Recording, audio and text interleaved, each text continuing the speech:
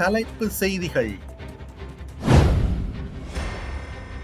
அதிகளவு கரும்புகையை வெளியேற்றும் வாகனங்கள் தொடர்பில் போலீசார் அதிரடி நடவடிக்கை.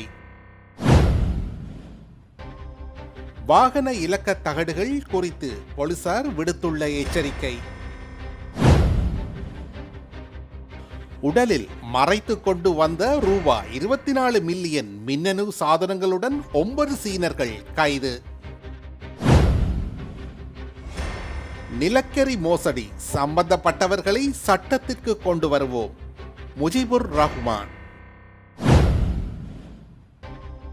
மனிதர்களுக்கு அச்சுறுத்தலாக மாறும் ஏஐ, ட்ரம்ப் தெரிவிப்பு. விரிவான செய்திகள். வீதிகளில் அதிகளவில் கரும்புகையை வெளியேற்றி சுற்றுச்சூழலுக்கு பாதிப்பை ஏற்படுத்தும் வாகனங்களை அடையாளம் கண்டு அவற்றிற்கு எதிராக கடுமையான சட்ட நடவடிக்கை எடுக்கப்படும் என போலீஸ் போக்குவரத்து கட்டுப்பாட்டு மற்றும் வீதி பாதுகாப்புக்கு பொறுப்பான பிரதி போலீஸ் மா அதிபர் WPJ சேனாதீர எச்சரிக்கை விடுத்துள்ளார். மோட்டார் வாகன பரிசோதகர்களுடன் இணைந்து அதிக புகை வெளியேற்றும் வாகனங்களை போலீசார் சோதனையிட உள்ளனர். விதிகளை மீறும் வாகனங்கள் உடனடியாக போலீஸ் பொறுப்பில் எடுக்கப்படும் என்றும் அவர் தெரிவித்துள்ளார். உலகளாவிய ரீதியில் காற்று மாசுபாட்டினால் ஆண்டுதோறும் சுமார் 1 மில்லியன் மக்கள் உயிரிழப்பதாக சுட்டிக்காட்டிய அவர் இந்நிலையை கட்டுப்படுத்த வேண்டியதன் அவசியத்தை வலியுறுத்தினார். வீதிகளில் இவ்வாறான வாகனங்களை கண்டால் பொதுமக்கள் அது குறித்து உடனடியாக முறைப்பாடு செய்யலாம் என்றும் கூறியவர், பொதுமக்கள் 07035005255 என்ற வாட்ஸ்அப் இலக்கத்திற்கு வாகனத்தின் இலக்கம் அல்லது வீடியோ காட்சிகளை அனுப்பி வைக்க முடியும் என்று தெரிவித்துள்ளார். பெறப்படும் தகவல்களின் அடிப்படையில் மோட்டார் போக்குவரத்து திணைக்களத்தின் ஊடாக மேலதிக சட்ட நடவடிக்கைகள் எடுக்கப்படும் என பிரதி போலீஸ் மா அதிபர் மேலும் குறிப்பிட்டுள்ளார். வாகனங்களில் பொருத்தப்பட்டுள்ள இலக்க தகடுகள் முறையான தரநிலைமைகளுக்கு அமைய இல்லாவிடின் அத்தகைய வாகனங்கள் போலீஸ் பொறுப்பில் எடுக்கப்பட்டு நீதிமன்றத்தில் ஆஜர்படுத்தப்படும் என போலீசார் தெரிவித்துள்ளனர். போலீஸ் போக்குவரத்து பிரிவு மற்றும் வீதி பாதுகாப்பு பொறுப்பதிகாரி பிரதி போலீஸ் மா அதிபர் WPJ சேனாதீர நேற்று நடைபெற்ற ஊடகவியலாளர் சந்திப்பில் தெரிவித்ததாவது: நிர்ணயிக்கப்பட்ட தரத்திற்கு அமையாத இலக்க தகடுகளை பயன்படுத்தும் வாகனங்கள் போலீசாரால் கைப்பற்றப்பட்டு நீதிமன்றத்தில் ஆஜர்படுத்தப்பட்ட பின்னர் 15,000 முதல் 25,000 ரூபாய் வரை அபராதம் விதிக்கப்படும் என தெரிவித்துள்ளார். மேலும் கடந்த காலங்களில் புதிய வாகனங்களுக்கான இலக்க தகடுகளை வழங்குவதில் தாமதம் ஏற்பட்டதாகவும் அதனை அடுத்த சில வாரங்களுக்குள் சரி செய்ய முடியும் என்றும் அவர் தெரிவித்துள்ளார். இலக்க தகடுகளை சரியான முறையில் எவ்வாறு பொருத்துவது என்பது குறித்து மோட்டார் போக்குவரத்து ஆணையாளர் அலுவலகம் வாகன உரிமையாளர்களுக்கு அறிவித்துள்ளதாக பிரதி போலீஸ் மா அதிபர் தெரிவித்துள்ளார். நிர்ணயிக்கப்பட்ட தரத்தின்படி முன்பக்க இலக்க தகடுகள் வெள்ளை நிற பின்னணியில் கருப்பு நிற எழுத்துக்கள் மற்றும் எண்களையும், பின்பக்க இலக்க தகடு மஞ்சள் நிற பின்னணியில் கருப்பு நிற எழுத்துக்கள் மற்றும் எண்களையும் கொண்டிருக்க வேண்டும். இருப்பினும் தற்போது பல்வேறு நிறங்கள் மற்றும் வடிவங்களை பயன்படுத்தி இலக்க தகடுகளை மாற்றி வாகனங்களை ஓட்டுவது அதிகரித்துள்ளதாகவும் இவ்வாறான மாற்றங்களால் விபத்துக்கள் அல்லது குற்ற செயல்கள் நடக்கும் போது வாகனங்களை அடையாளம் காண்பது கடினமாக இருப்பதாகவும் போலீசார் சுட்டிக்காட்டுகின்றனர். கட்டுநாயக்க பண்டார்நாயக்க சர்வதேச விமான நிலையத்தில் கணினி தொடர்பான நிதி மோசடிகளில் ஈடுபட வந்ததாக சந்தேகத்தின் பேரில் 9 சீனர்கள் இலங்கை சுங்க அதிகாரிகளால் கைது செய்யப்பட்டுள்ளனர். புதன்கிழமை குன்மிங் சீனாவிலிருந்து வந்த இவர்களை கிரீன் சேனல் பகுதியில் சுங்க அதிகாரிகள் தடுத்து நிறுத்தியுள்ளனர். அவர்களின் உடலிலும் ஆடைகளிலும் செலோடேப்பால் மறைத்து வைத்திருந்த ரூபாய் 24 மில்லியன் மதிப்புள்ள மின்னணு தொடர்பு சாதனங்கள் கண்டுபிடிக்கப்பட்டன. பறிமுதல் செய்யப்பட்ட பொருட்களில் ரூபாய் 17.5 மில்லியன் மதிப்புள்ள 383 பயன்படுத்தப்பட்ட மொபைல் போன்கள், ரூபாய் 6.47 மில்லியன் மதிப்புள்ள 101 லேப்டாப் கணினிகள் மற்றும் ரூபாய் 30,000 மதிப்புள்ள GPS ட்ராக்கர்கள் கொண்ட 6 வைஃபை ரவுட்டர்கள் அடங்குகின்றன.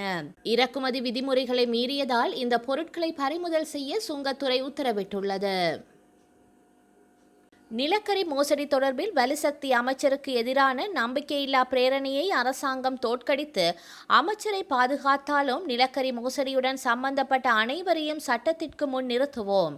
அது தொடர்பான சட்ட நடவடிக்கைகள் தற்போது இடம்பெற்று வருகின்றன என ஐக்கிய மக்கள் சக்தி பாராளுமன்ற உறுப்பினர் முஜிபுர் ரஹ்மான் தெரிவித்துள்ளார்.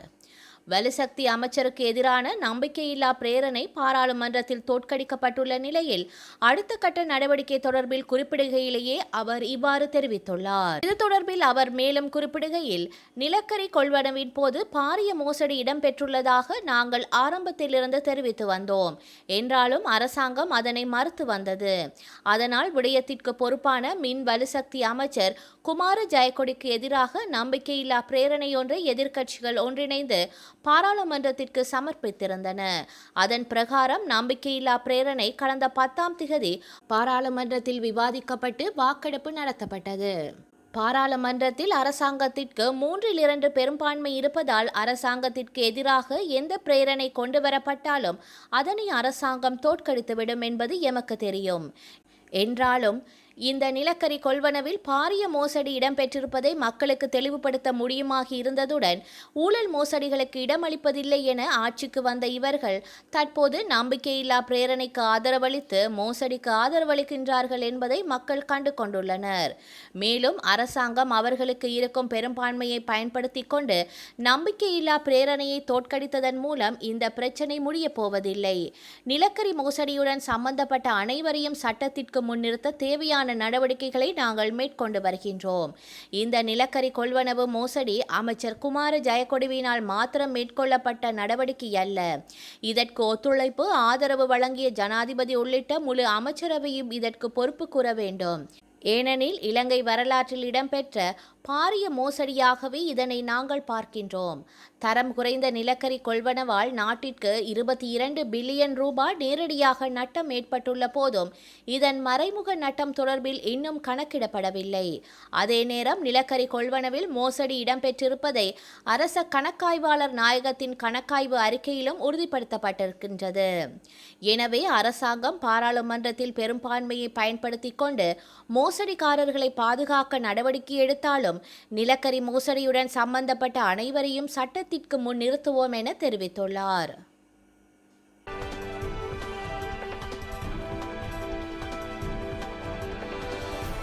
கூகுள், ஓப்பன்ஏஐ, எக்ஸ் மற்றும் ஆண்ட்ரோபிக் போன்ற முன்னணி நிறுவனங்களின் ஏஐ சாட்பாட்கள் சாமானிய மக்களிடமும் புழக்கத்தில் உள்ளன. வேலையிடம் தொடங்கி தனிப்பட்ட தேவைகள் வரை ஏஐ மயமாக்கப்பட்டு வருகின்றன. அதே நேரம் இந்த ஏஐகள் மனிதனை மீறி தன்னிச்சையாக செயல்பட தொடங்கினால் என்னவாகும் என்ற அச்சம் நிபுணர்கள் முதல் சாமானியர்கள் வரையிலும் இருக்கவே செய்கின்றன. இந்நிலையில் செயற்கை நுண்ணறிவின் செல்வாக்கு அதிகரித்து வருவதால் தேவைப்படும் போது அதனை முடக்குவதற்கு ஒரு வழிமுறை இருக்க வேண்டும் என அமெரிக்க அதிபர் டொனால்ட் ட்ரம்ப் தெரிவித்துள்ளார்.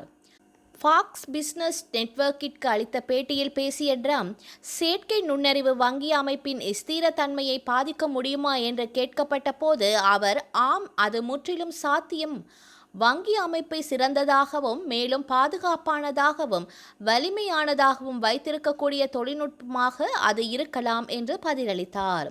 செயற்கை நுண்ணறிவு வங்கித்துறை போன்ற துறைகளை மிகவும் பாதுகாப்பானதாகவும் திறமையானதாகவும் மாற்றக்கூடும். ஆனால் அது குறிப்பிடத்தக்க அபாயங்களையும் கொண்டுள்ளது என்று அவர் தெரிவித்துள்ளார். ஆனால் எதிர்காலத்தில் அது மனிதர்களுக்கு அச்சுறுத்தலாக அமையக்கூடும் என்பதால் செயற்கை நுண்ணறிவு அரசாங்கத்தின் கடுமையான கண்காணிப்புக்கு உட்படுத்தப்பட வேண்டும் என்று ட்ரம்ப் மேலும் குறிப்பிட்டுள்ளார்.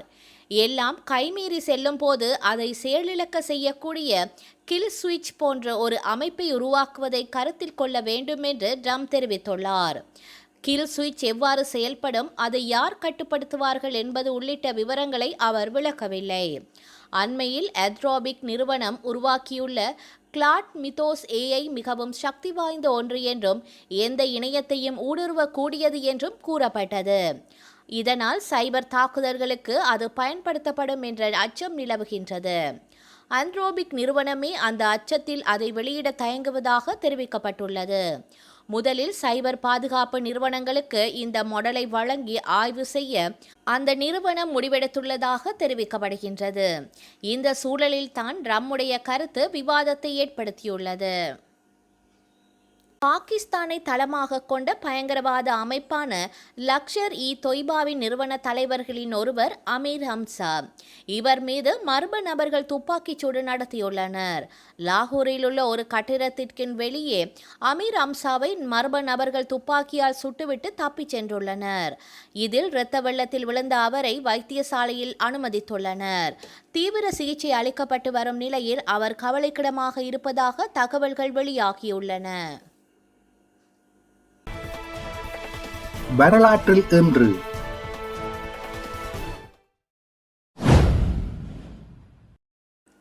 1971 முஜிபுர் ரஹ்மான் தலைமையில் வங்காளதேச மக்கள் குடியரசு அமைக்கப்பட்டது.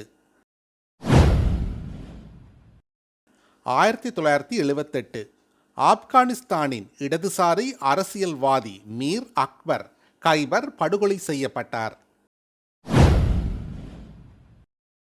2004 இந்திய திரைப்பட நடிகை சௌந்தர்யா பெங்களூரில் விமான விபத்தில் பலியானார்.